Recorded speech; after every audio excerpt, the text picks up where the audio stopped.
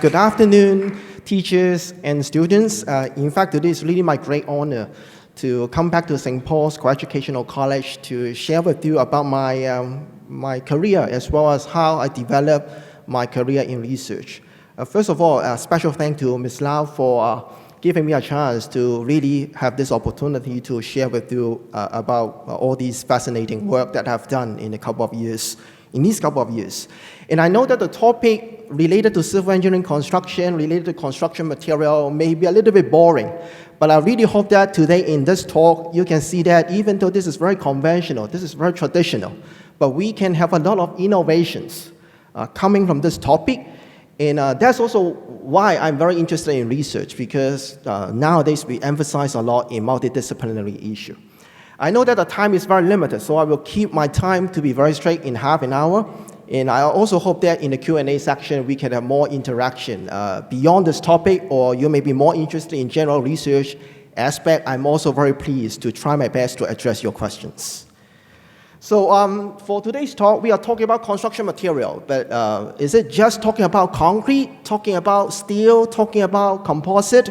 In fact, I'm going to go through these traditional materials, but I put a very special word called functionalized. So why we are calling this as functionalized? Because we hope that nowadays when we are working on construction materials, it's not just talking about strength, it's not just giving you the safety concern. We hope that we can give you more. We can make more durable functional material, more durable construction material. We can give you some comfort with your selection of construction material. For example, you can control the indoor conditioning. It can help you to cut the noises coming from your neighborhood. So this is very important. If you can really do it, that can really address what we are calling these days the sustainability, the low carbon footprint aspect that we can really address accordingly. So that's why I will try to go through these conventional topics, but giving you some more new insight, how we can start the research eventually. So for traditional construction materials, in fact, we know that we are trying to use a lot of empirical approach, a lot of things that we just try to test in the laboratory. And for talking about mixing concrete, we are just doing it like in kitchen, a lot of recipe, and we hope that we can do something great. This kind of approach, in fact, is not that great. So that's why you can see my bullet point. The lack of knowledge from the atomistic scale, in fact, hinder the way how we develop construction materials. And from my talk today, you know that we can make use of a lot of knowledge coming from high school science, indeed, physics, chemistry. And I can tell that even nowadays, when we are talking about molecular dynamic simulation, the term seems to be fancy, but in fact, just talking about atoms, just talking about ions, molecules, and you probably need to know the hybridization, you need to know different type of bonding being formed, and eventually you can do a lot of sophisticated modeling.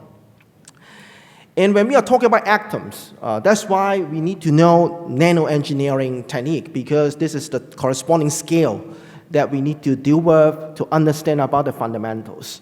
For our research, we are really being driven from the bottom-up approach. Simply because from the atom level, we can really know how materials are going to interact between the material itself and the surrounding. And if we know all the basics, all the fundamentals, we will know how to develop our material in a very, very clear manner, not just by trial and error, not just by empirical approach, or not just by doing like recipe, as I said, in kitchen. So eventually, you can see that our research is like the driving force, eventually leading to various type of application. As I just mentioned, you can generate some construction material that can provide you heat, that can provide you cooling, eventually. And also you can generate very good material that can help you to cut away the noise coming from your neighborhood. When talking about when talking about fundamental research related to atomistic modeling, one thing that I need to highlight here is the multi-scale approach. And in fact, this is also the core, how we can understand the material in a comprehensive way. If you have enough knowledge, definitely coming from chemistry, coming from physics, you know that there are a lot of discrepancy. While you can observe something in the atomistic level, very clear that you can do it in the lab, but once you come to the macro scale, things are not similar, or sometimes they may be contradictory. So how can we address that? In fact, in the research academia, in the research community, we need to really address this issue very carefully, because the material properties probably can switch from one level to another level. So you can see in this diagram, we have two axes. One is the time scale, and the other is the length scale. And I think at the end of this talk, I will also mention this as the most challenging part these days. So that's why if you want to do research in material science, really equip yourself in science in terms of physics and chemistry, and also biology later. You can see that we have bio-inspired engineering. All these are very important fundamentals. And as I said, I really, to be honest, even now I'm still using the knowledge that I've learned in high school. The background of functionalized material, I think I have given enough background, because nowadays it's not just giving you a material to give you strength, to give you a safety, but we want to have smart and durable or sustainable material. And eventually, the engineered cementitious composite as well as the natural fiber composite seems to be the breakthrough, seems to be the new development in a couple of decades, I believe. And eventually, some focusing areas, I said, what are the functionalized material? We can have some energy harvesting function for energy storage, so you can store the energy coming from your concrete, coming from your steel structure, and you can use it afterwards. So just give a hypothesis. In future, maybe we can make use of the existing construction material to charge your iPhone, to charge your smartphone directly without having any other extra devices. So in fact, this is really our focuses. And also thermal regulation, material design, fire resistant, sound insulation, all these performances we are targeting too. And the objectives and the corresponding significance, I would say that by doing this kind of research from multi-scale perspective, we can really demonstrate the fundamental understanding about how material can interact with the surrounding, and eventually when you do the design, you will have a lot of knowledge to back you up. And we believe that the significance for this work is really bridging the discrepancy. In general, the atomistic scale and the macro scale, they are not agreeing with each other. And with this research, we are hoping to really bridge them up. And eventually, you will know how material can be developed, can be generated. And in fact, a lot of top universities, including MIT, Harvard, they are really focusing on what we call material genome. So just like the human genome, we want to really understand all material in a comprehensive way. And how can they do it? It's really doing it by the simulation approach to start with. Or of course, will involve much more complicated approaches, including quantum mechanics, density function theory, etc. The core part for today's talk, I'm going to illustrate some examples. So you can see that when we are talking about functionalized material, what are these components, or what are these corresponding material systems that we are dealing with? One project that I'm working with is how to make green concrete. And you can see that we are trying to deal with green concrete by mixing some existing waste that we can find in the community, including used engine oil, right? If you're driving, you'll know that these engine oil probably just a waste. You probably just dump it in the landfill. It will create a lot of big problem. So we want to really provide a feasible solution that we can deal with this kind of waste. And eventually, mixing with concrete, we are not just talking about the mixing. We hope that 1 + 1 is more than 2. So that means you're mixing some waste into concrete, but the material properties cannot be degraded. So that's why we need research. So we want to incorporate certain waste, but there will be something good out of this mixing. And eventually, we can provide more durable material, more sustainable material. And another issue is deal with the thermoset plastic waste. And you can also see that when dealing with these two different type of wastes, the approach is different because of their different physical states. One is liquid state and the other is a solid state. And when we are trying to understand about their mechanism, you can see what I'm highlighting. In fact, the mechanisms are all different. So without a good understanding from the material level, how you can make the problem to be solved, or at least you know how to provide certain solution that can target to the associated problem. If you can provide that, the development definitely will be significantly hindered. Some more work that in my group we are working is the UEO-powered lightweight concrete. So we are also trying to generate certain concrete that can float.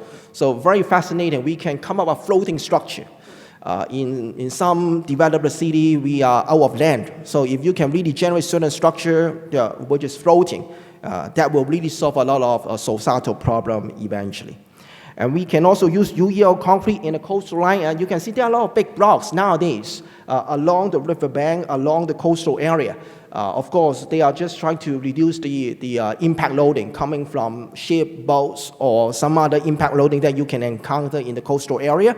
However, we figure out that using UEL concrete, in fact, we can also get rid of a lot of toxic problem. And when you're using it in the coastal area, in fact, we can even have a better ecosystem with the support coming from our experimental finding. Concrete can also be used in area that can really reduce the waste. We can significantly reduce the workload leading to providing a certain solution so that we don't really need to make use of the landfill that much.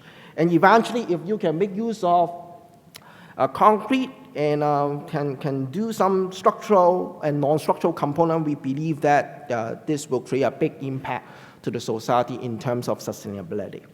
Finally, we are hoping to generate certain concrete that can provide energy harvesting, self-sensing concrete as well. So that's why I think this diagram, maybe you can't see the word underneath, but in fact the bottom two figures is just showing that the concrete can be used in both structural and non-structural components, as well as the energy harvesting aspect.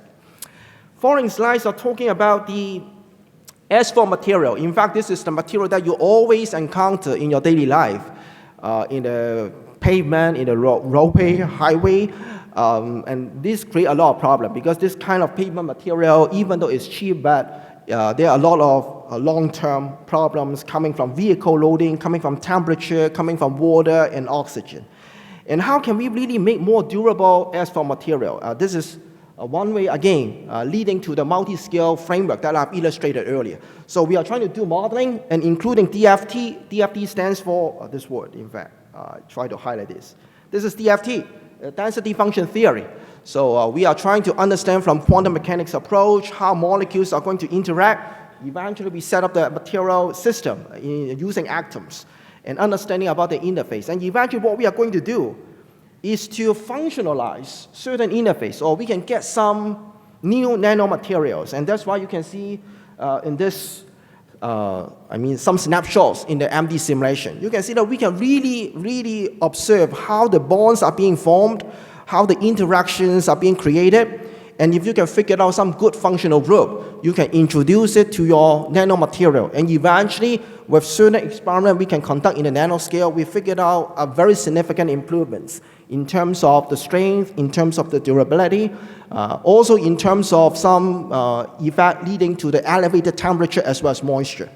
So I think in very time, I don't go through it in details, okay? And I put some references, I think, underneath, but again, if you are interested on all these, I will put my contact at the last of this presentation, at the last slide, so you can definitely contact me afterwards if you are interested on all these details. So here is just showing that MD simulation or atomistic modeling is very powerful. You can't do it in the lab, honestly, because in the lab, you probably can get the initial state and the final state. In the whole progress, it's very hard to observe it experimentally.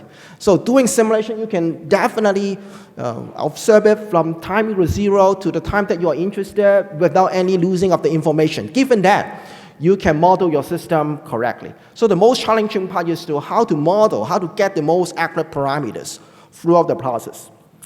And also, we can do some self-healing process. This is also what we call as functionalized material, right? Just like your human body, the skin, right? If you get a cut, if you can recover by yourself, that will be fantastic, right? You don't need to go to doctor, you don't need to go to elsewhere to get the healing. And we're also hoping to generate certain material in this aspect. Again, using nanomaterial, we can do it in the MD simulation on the right, and eventually we can figure out how the molecules are going to form bonds eventually under certain conditions, under certain environmental situation. The other material that I want to share is the FRP, which is also very common construction material, fiber reinforced polymer. In fact, in my group, we have conducted a lot of research in this area as well, and we feel that there are a lot of things can be done because the fiber can be selected, the matrix can be selected upon your wish, given that you know what functions that you are targeting to. And when you are trying to form the FRP, probably you will use it for renovation, you will use it for strengthening according to the current request coming from the society, because a lot of developed structures or a lot of existing structures, you probably need to provide more strength. You need to repair it when needed. And the corresponding usage, I would say, is much more than the new structure. So that's the reason why we are also focusing on the FRE bond interface. And eventually we figure out that interface is a really key aspect. And this is also one of my PhD area, that when I'm investigating this kind of issue, we figure out what is always problematic.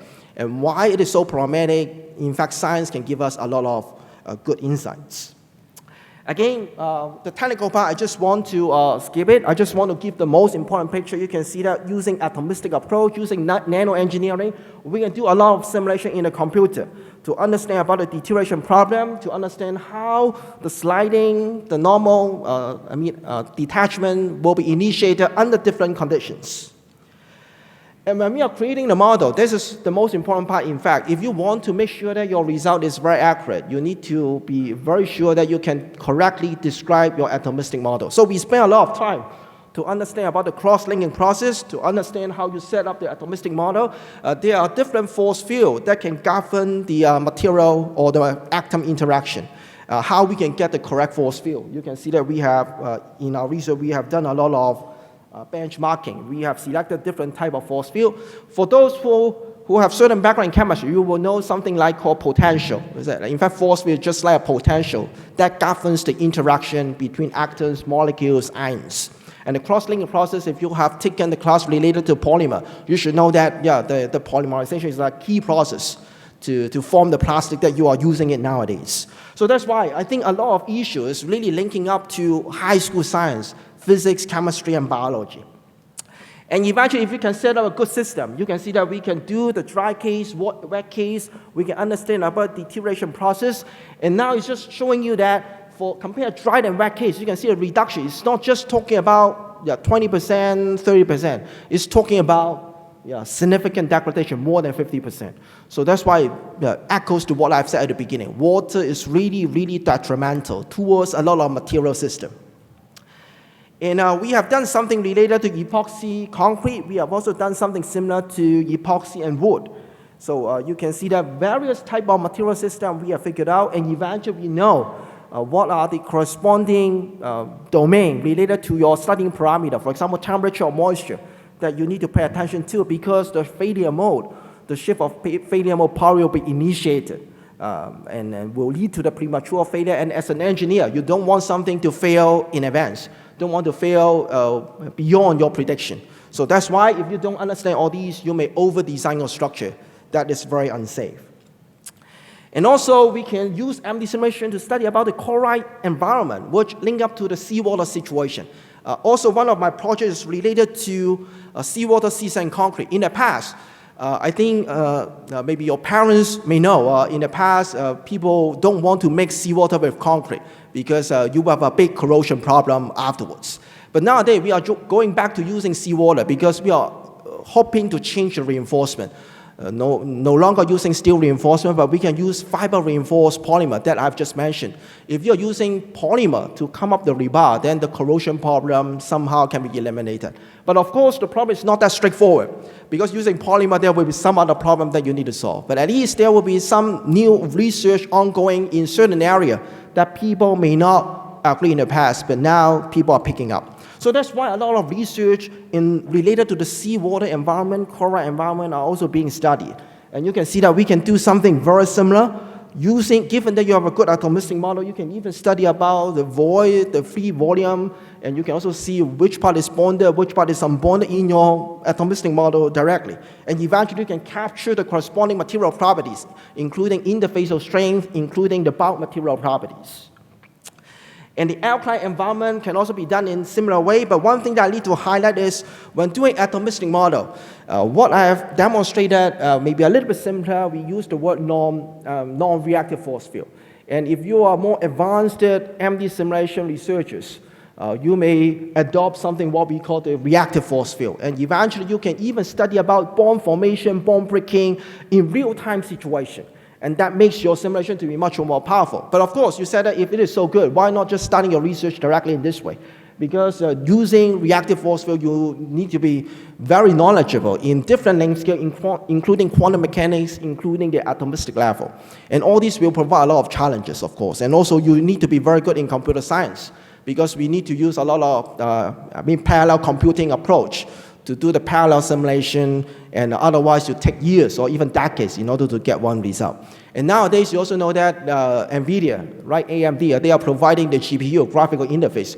We are also using these techniques to accelerate our simulation. So that's why you can see that nowadays when doing research, we need to be multidisciplinary. So if you are very interested in science, if you are very interested in research, don't give up other courses, don't give up other subjects. In fact, you definitely need to make use of all these skills in order to be successful, in order to really conduct something that you are really into and get the solution eventually. And also, by doing the atomistic modeling, this is not the end, because I said that multi-scale model is something that we should conduct so that you can have a comprehensive picture for your material. I just used one slide to tell you that how we can do the upscaling. So originally, you may have a lot of atoms, but what we are doing is we need to group them into bead. So eventually, you can have smaller particles in your simulation box. And eventually, by doing it in a smart way, eventually you will use this kind of coarse grain, this kind of bigger bead, to describe the material in another level. How can you do it systematically? How can you do it in a smart way so that you don't need to spend a lot of time in another simulation? That is really the most core part when we are focusing on multi-scale modeling. So here I just want to let you know that once you have a full atomistic model, you get some result, you don't need to really stop it there. You need to continue, you need to set up another higher level model, higher length scale model, so that you will know what happens in the corresponding length scale. And I can tell that in another scale, the behavior probably will be totally different. And that's really the most attractive part why I'm doing research, because somehow I may not know the solution before I conduct the simulation. And eventually, you can see that the prospect of FRP and layer structure, we believe that it will be something very interesting, very significant, that we should put more focuses, we should put more efforts to it, because it can really address the sustainability concern. And you can see that we are proposing to mixing CNT, the carbon nanotube, the word CNT here. We are using some nanomaterial to make better quality of concrete. We can also do a lot of simulation to make sure that the bonding is great. Eventually, we can provide high quality concrete without spending a lot of money eventually. And also, we can make use of CNT to come up new fiber reinforced polymer. This is also some new topic that we are working on. So you can see that even though we are talking about civil engineering, seems to be very traditional, seems to be very conventional, but the key issue, you can see that a lot of new material, a lot of nanomaterial, a lot of material that you may not think about in civil engineering. In fact, we can integrate it with our research and provide some good solution that can address the societal need.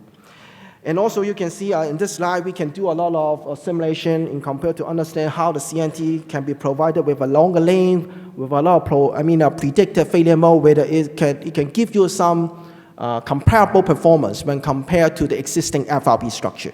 So you can see in doing simulation, a lot of things you can think out of the box, and eventually a lot of interesting results can be initiated. And based on that, you can further continue your research journey. A final part is about the bio-inspired design, linking up to biology. And that's also what my research are focusing these days, because we really hope to learn from nature, because nature is the best design I can tell for material. So we are hoping to learn from nature how materials are being constructed from the natural material. We learn from that, and eventually we come up with something called bio-inspired material. So you can see we are learning from bamboo, cuticles, and then we are trying to come up something similar in terms of the composite structure, and eventually you can generate some nice shell structure or tubular structure for construction. Chitin is a very good material that we should also learn from, and in fact we have abundant material coming from this aspect. Wood and bamboo, very sustainable material, but we can't use it in the past that much because it cannot give you a lot of strength compared to concrete and steel. However, if you can make use of new material, including nanomaterials, including carbon nanotube, including some treatment towards your natural fiber, we believe that we can generate something as good as concrete and steel. And also some more bio-inspired work, for example, coming from spider web. You can see that learning from their network system, you can come up with a very stiff shell structure.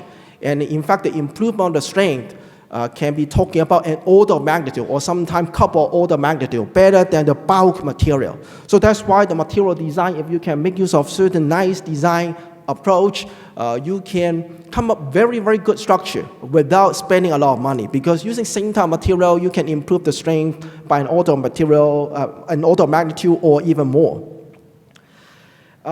This slide is to give you some insight about the current work that I'm working for the natural fiber composite, NFC. And you can see that we are trying to understand the wood fiber more fundamentally, to understand how the wood fiber can be resistant against fire attack, and also how we can do the functionalization so that eventually we can come up a more durable natural fiber or cellulose fiber. So that this slide, in fact, it echoes to what I've said, is that if you can come up nice fiber, eventually we believe that construction material can have a breakthrough. So some prospect, I just want to let you know that by doing the NFC, we can have anti-water NFC, we can have anti-fire or even anti-mold. Mold is in spring, you can see a lot of mold form on the wall structure. And in fact, if you check the literature, they create a lot of health problems in the Western countries. So that's why when we are working on wood, we also hope that we can generate some anti-mold material so that can echo to the health concern that the current society put a lot of emphasis in this area, especially after COVID. And the application of 3D printing can also make use of the bio-inspired material process, because for insects or for animals, when they are coming up their home structure, they won't do it by column beams, for example, right? Because this is synthetic. This is just coming up from the engineering sense. So if we can learn from their construction process and coming up or integrate with the 3D printing technique, we believe that, again, there's another breakthrough. So I think the final part, I think I still have 1 minute. Luckily, I can catch up the time.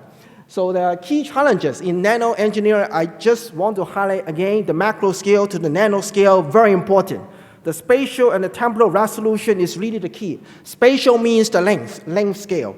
The temporal means the time scale. So and how we can do the correct model, how we can get a correct force field, all these are very challenging. And the breaching issue is so important. Length scale involves the cross-plane modeling that I've just illustrated, and also the mapping is definitely the most complicated part. In my talk, I can't put a lot of focuses. I can't put a lot of technical details, but I hope that with all the snapshots, you can see that it's not too unfamiliar, because I expect that you see something similar in your chemistry textbook, in your physics textbook.